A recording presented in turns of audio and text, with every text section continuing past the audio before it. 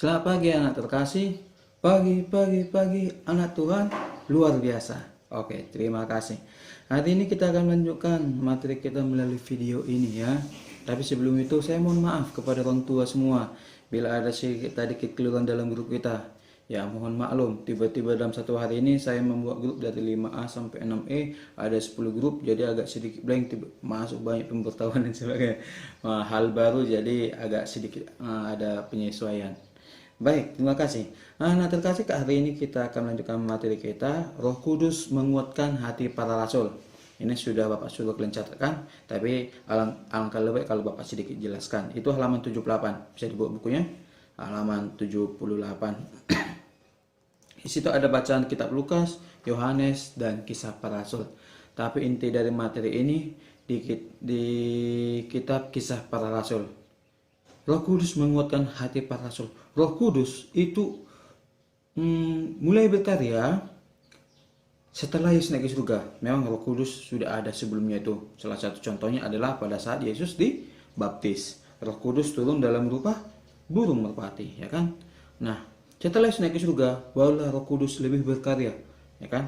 Yang diawali dengan Hari Raya Pentakosta. Tapi di sini sedikit beda. Hari Raya Pentakosta Yahudi dan Hari Raya Pentakosta Kristen itu beda. Sama dengan Paskah. Paskah Yahudi dengan Paskah Kristen itu beda. Ya. Bisa ditambah catatannya. Pentakosta Yahudi adalah Hari Raya Panen. Pentakosta Kristen adalah Hari Raya turunnya Roh Kudus atas para rasul. Hari Raya turunnya Roh Kudus atas para rasul. Oke? Nah, Paskah kita lanjutkan, Bapak tambahkan aja lah ya. Paskah Yahudi adalah hari raya memperingati bebasnya bangsa Israel dari perbudakan di Mesir. Bapak ulang sekali lagi. Hari raya Paskah Yahudi adalah hari raya bebasnya bangsa Israel dari perbudakan di Mesir.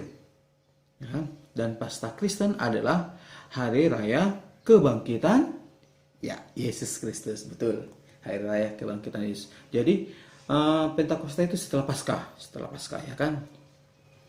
Di Kisah Para Rasul 2 ayat 1 sampai 15, lanjutkan ayat 22 sampai 24 dan lanjutkan ayat 32 sampai 33. Di situ sudah sedikit ada bacaan tentang Pentakosta. Tapi di sini awal mula Pentakosta Kristen.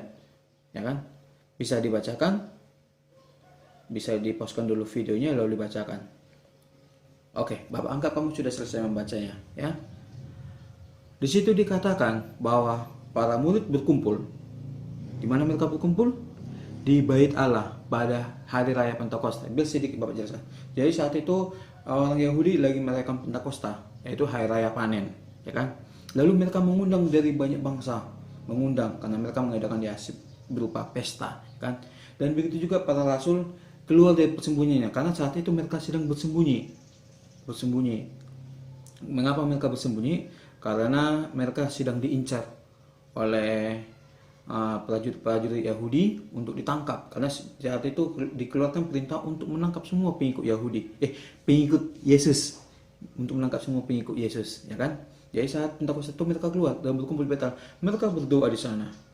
Dan pada saat mereka berdoa, tiba-tiba turun Roh Kudus ke atas mereka.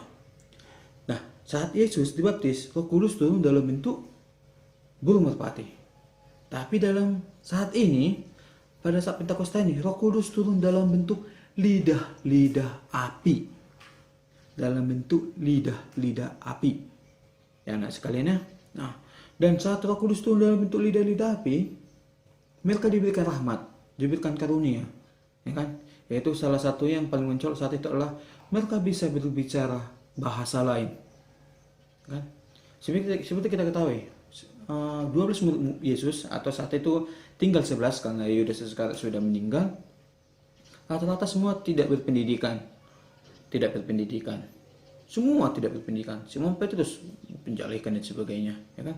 Jadi bisa dipastikan mereka tidak akan mungkin bisa menggunakan bahasa lain selain bahasa mereka, bahasa Yahudi. Tapi tiba-tiba mereka bisa berbicara bahasa apa tadi di buku dikatakan partia, media, elam, dan sebagainya.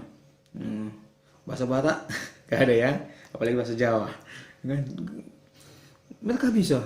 Makanya orang-orang sekitar itu kaget loh, bukannya mereka orang Yahudi, kok bisa mereka bahasa kita, kata mereka.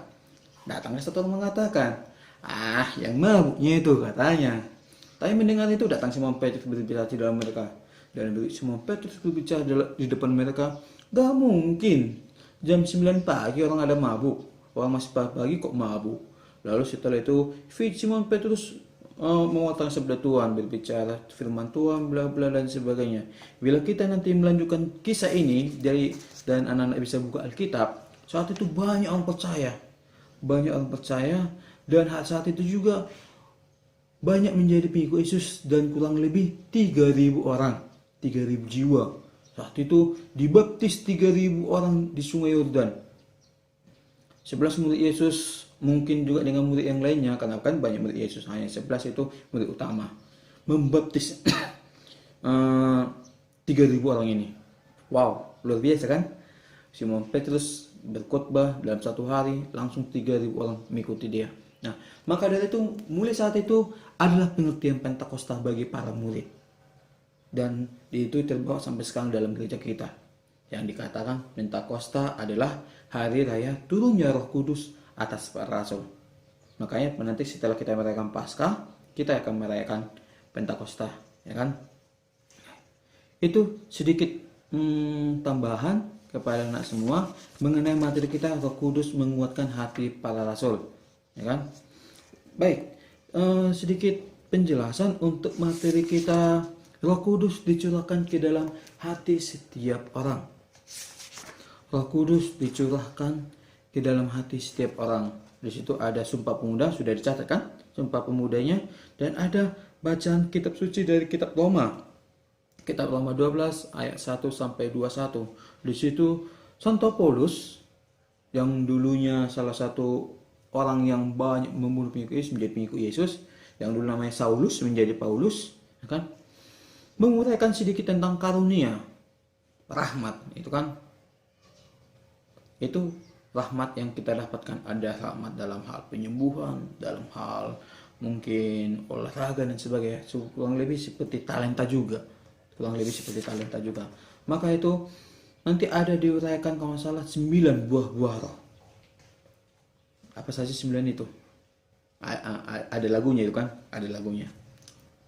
Kasih, sukacita, damai, sejahtera, kesabaran, kemurahan, kebaikan, kesetiaan, kelemah lembutan, dan penguasaan diri. Kita ulang sama-sama.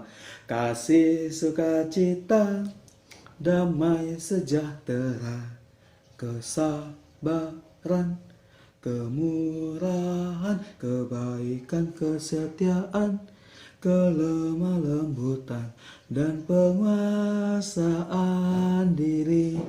Ada 9 karunia roh, buah-buah roh yang diuraikan oleh Santo Paulus.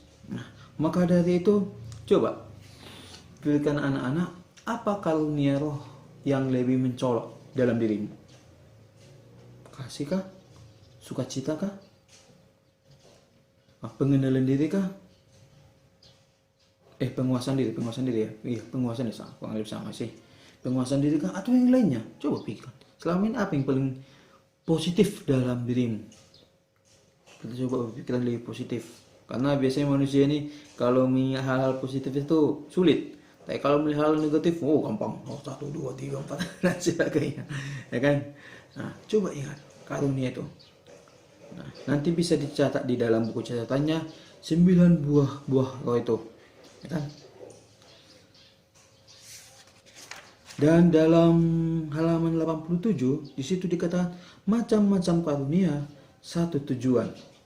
Macam-macam karunia satu tujuan. Itu kurang lebih sama seperti tubuh kita ini. Macam-macam anggota tubuh tapi punya satu tujuan. Bersatu semua anggota tubuh ini untuk menggerakkan satu badan ini. Tangan ada, kepala, kaki dan sebagainya. Nah, tapi coba Dan semua bekerja sesuai dengan fungsi masing-masing. Tangan bekerja sebagai tangan, kaki bekerja sebagai tangan. Nah, maka dari itu bekerjalah sesuai dengan karuniamu. Bekerjalah sesuai dengan karunia. Dan jangan mengeluh karena orang lain pintar, kepingin kau pintar. Kalau orang lain kayak gini, kau kayak gitu, nggak boleh. Setiap orang itu pasti punya karunia masing-masing seperti yang dijelaskan Santo Paulus. Dalam pembelajaran ini Bapak tidak panjang untuk menjelaskannya karena saya rasa sudah terurai semua yang ada di situ, ya kan? Nah, untuk itu Bapak sudahi video ini dan akan dilanjutkan ke materi selanjutnya dalam video berikutnya. Oke, terima kasih.